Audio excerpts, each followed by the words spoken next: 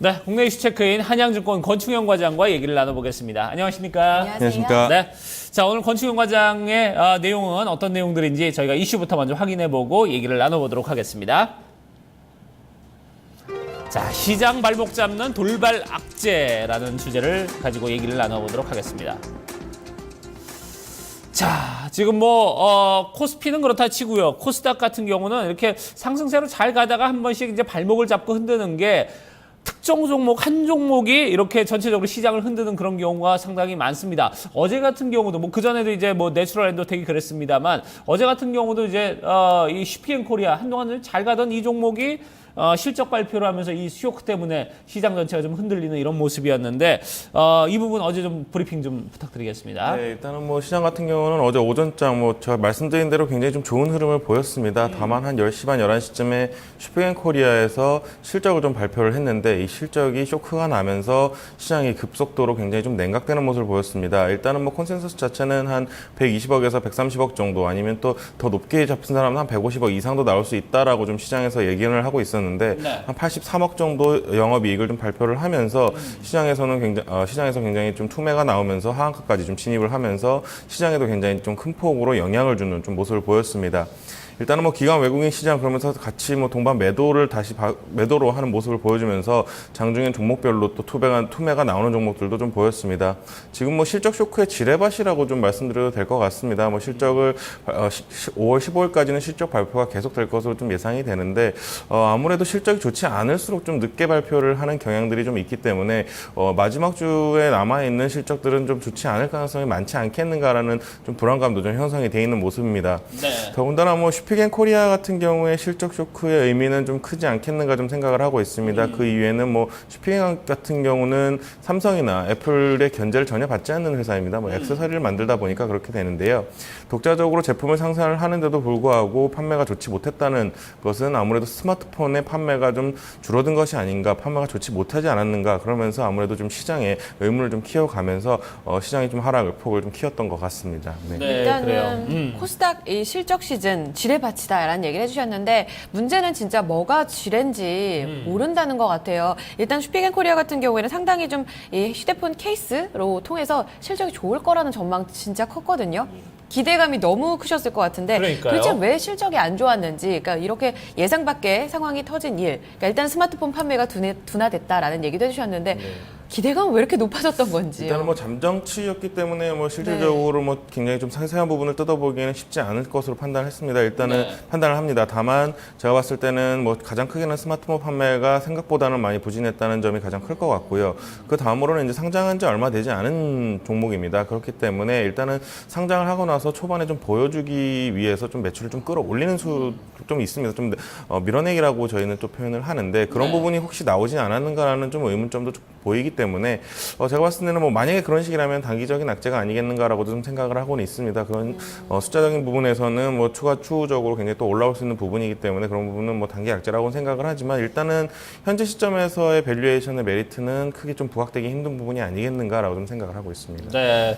자, 요즘 그러다 보니까 누가 농담 삼아서 참 6글자로 가는 그런 종목들 조심하자 이렇게 얘기를 하는 예, 그런 분들도 있는데 자, 그렇습니다. 자, 이러면은 이제 우리가 좀 시장을 앞으로 좀 내다보는 관점에서 볼 때도 글쎄요. 지금 계속 실적이 안 좋을수록 늦게 발표하는 기업들은 많다. 좀 이렇게 얘기를 한다면은 사실 좀 보수적으로 좀 접근을 해야 되지 않을까 하는 생각이 드는데 자, 이럴 때 우리가 좀 어떻게 시장을 예상을 해볼 수 있을까요? 네, 일단은 슈피겐 실적을 발표하고 백수 악몽이 좀 다시 상기되는 모습을 좀 보이면서 시장에서는 이거 백수처럼 되는 거 아니야? 또 주가 또 밀리는 거 아니야? 왜냐하면 또 바닥을 찍고 잘 올라왔는데 또 고점에서 이런 뉴스가 좀 나왔기 때문에 아무래도 좀 불안감이 굉장히 커졌습니다. 다만 제가 봤을 때는 시장의 학습 효과는 계속해서 좀 커져가고 있다라고 좀 생각을 하고 있습니다. 이런 악재가 계속해서 돌발이 될수록 되겠지만 그래도 수급 자체가 계속 좋아질 수 있다. 그리고 시장 자체가 좀 견고하게 흘러갈 경우에는 오히려 이런 부분에 있어서는 바닥 다지기가 좀 더 잘 되지 않겠는가 좀 생각을 합니다.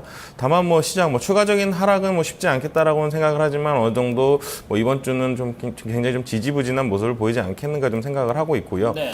일단은 5월 중순 이후부터 6월까지는 시장이 굉장히 굉장히 좀 나쁘지 않을 것으로 좀 판단을 합니다. 다만 뭐 7월, 8월 같은 경우는 저는 시장을 좀 좋지 않게 보기 때문에 그 정도 수준의 한 5월에서 6월 정도에는 좀 수익을 좀 내는 구간이 돼야 되지 않겠는가 좀 그렇게 생각을 하고 있습니다. 그렇군요. 일단은 뭐 이번 주까지가 조금 좀 조정 기간 어떤 고비가 될 것 같고 다음 주 이제 5월 중순부터는 6월까지 상승 추세를 가져갈 것이다. 그리고 뭐 7월에는 뭐 장 안 좋다면 휴가 가야죠.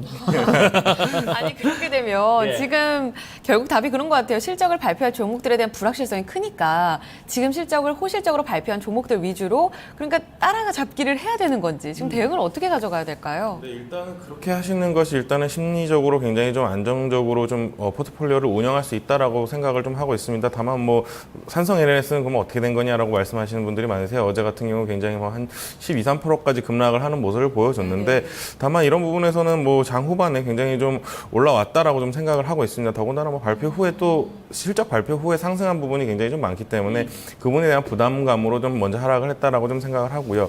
그런 부분에 있어서는 일단은 1분기 실적이 확인된 종목들이 오히려 마음이 좀 편하다. 그리고 이런 부분에서 오히려 수급적으로 좀 더 많이 들어올 수 있기 때문에 실적을 좀 호실적으로 발표한 종목들이 굉장히 많이 있습니다. 좀 5월 초반에 좀 발표한 종목들이 그런데요. 그런 쪽에서는 좀 괜찮이 좋을 것 같고요. 이런 시장이 좀 중심의 업황이 보통 대부분 이런 호실적을 좀 발표한 것 같은데 중심 업황은 그동안 말씀드렸던 제약, 바이오, 화장품 모멘텀이 다시 계속해서 살아있지 않겠는가. 더군다나 좀 IT라든지 자동차 쪽에서 실적이 좋지 못한 모습들이 계속 나오기 때문에 아무래도 소비재 쪽에서 오히려 좀 시장을 이끌어줄 모습이 나오지 않겠는가 좀 이렇게 생각을 하고 있습니다. 네. 일단은 그러면 지금 참 어려운 것 같아요. 실적 시즌 매번 꼭 한 번 있는 일이기도 하거든요. 이렇게 실적이 좋을 거다 했던 종목이 진짜 소위 뒤통수를 치는 이런 상황들이 참 많은데 매번 힘든 것 같습니다. 지금 시장 대응하게 된다면 어떤 종목들 좀 봐야 될까요? 네, 일단은 뭐 저는 시장이 오히려 안 좋을수록 바이오주라든지 제약주가 좀 좋은 모습들을 많이 보여서 제약주 바이오 쪽에서 잠시 좀 쉬어가는 아니면 그쪽에서 좀 수익을 내는 모습이 좀 낫지 않겠는가라고 좀 생각을 하고 있습니다. 뭐 시장 고비 뭐 얼마 남지 않은 상황이지만 그래도 좀 이제는 포트폴리오를 좀 채워가면서 어느 정도 대응을 해야겠다라고 좀 생각을 하고 있습니다. 일단은 뭐 최선호주는 종근당을 오늘 좀 가져와 왔습니다. 일단은 뭐 방금 말씀드린 대로 시장 상황이 좋지 못하기 때문에 좀 바이오주를 좀 선택을 했고요. 종근당 같은 경우는 그동안 좀 주식 스왑 이슈가 있었습니다. 그러면서 매수 청구권, 그러면서 공개 매수권이 좀 나오면서 가격대가 한 7만 원대에서 박스권에서 계속 흐르는 모습을 보였습니다. 주가가 올라갈 경우에는 좀 매도가 나왔고요. 좀 매도가 많이 나올 때는 또 매수로 대응을 하면서 어느 정도 박스권에 갇혔는데 오늘이 아마 날짜 마지막인 걸로 알고 있습니다. 그렇기 때문에 현재 종근당 같은 경우는 PER 한 19배 수준으로 뭐 지금 현재 제약 바이오들 중에서는 좀 굉장히 싼 편이 아닌가라고 좀 생각을 하고요.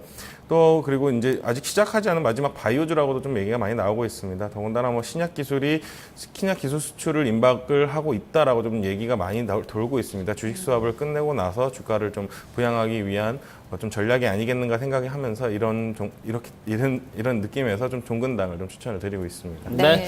바이오주의 어떤 강한 흐름 이런 부분의 상승세를 타고서 종근당 오늘 추천을 해주셨습니다. 어제도 이제 SBS 콘텐츠 허브 추천을 해주셨는데 어제 이런 장에서도 좀 3% 가까이 2.5% 가까이 좀 올라가는 그런 모습을 보여주셨는데요. 자, 오늘 이 종근당도 한번 저희 눈여겨보도록 하겠습니다. 네, 시장에 대한 어떤 추세적인 상승의 무게를 두고 조금은 차분하게 대응해 보시는 게 좋을 것 같고요. 오늘 아침 보니까 이 쇼핑앤코리아에 대한 리포트도 상당히 좀 많이 나왔습니다. 이런 부분에 대해서 우리 권충현 과장은 지금은 밸류에이션 매력도가 확대될 구간은 아니다. 조금 신중하게 대응을 할 구간이다라는 얘기도 추가적으로 해주셨으니까요. 오늘장 이 종목과 더불어서 흐름 유념해 주시길 바라겠습니다.